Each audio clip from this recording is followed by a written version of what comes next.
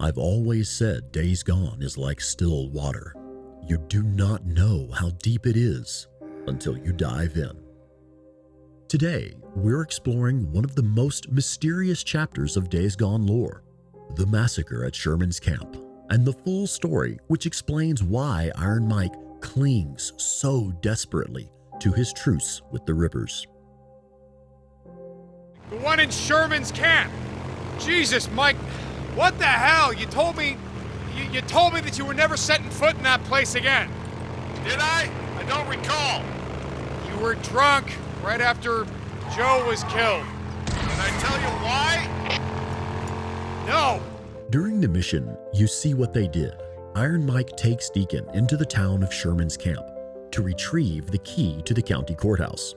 He's reluctant to go, hinting that something terrible happened there. Something so awful, he'll only mention it when drunk.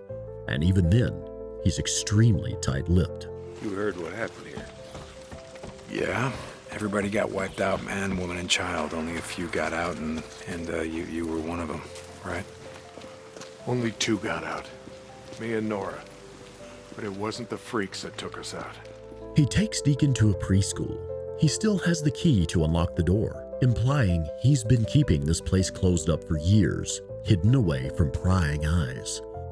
What he's about to show Deacon is a dark secret Iron Mike does not want to face. Oh my God. What the hell, Mike? 2 weeks in. The ammo was gone. 2 sides called a truce. A meeting. Right here. Oh, we knew what was coming. We knew what was coming and we were prepared. Fight didn't last long, but it was bad. They had ammunition left after all, and oh hell, you can see what they did. We can indeed see what they did. These 2 groups of people murdered each other in a brutal massacre. But why? Who were these people? And how was Iron Mike involved?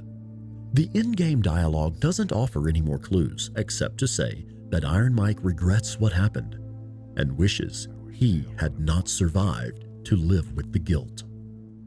We can, however, glean more information from the Days Gone art book.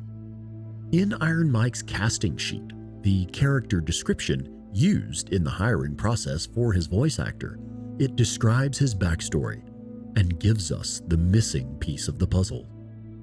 Men like Schizo call Mike a pacifist because he refuses to go to war with the Rippers, but they don't know that Iron Mike is tormented by a secret from his past. One night, as the world was ending, Mike took part in a massacre of a small town. Riddled with guilt, he now repudiates violence of any kind, risking the lives of those he is supposed to protect. It was in the early days after the collapse. 2 groups wanted control of Sherman's camp. Perhaps they saw the town as a refuge in which to ride out the storm, or maybe it was a dispute over leadership. We don't really know, as the game never fully explains why. However, what we do know is that each side selfishly did not want to work with the other.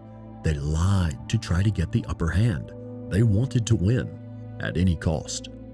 And the cost was everything. Men, women, and children, all dead.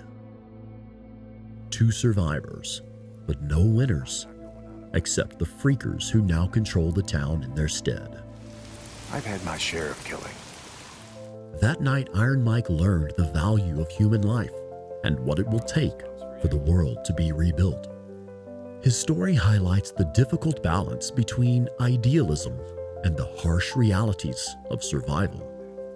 Mankind must unite if there's to be any hope for rebuilding this shattered world. People must stick together, no matter their differences, grudges or history. If the groups of surviving humans remain fractured, humanity itself is doomed. This isn't blind hope or naive idealism.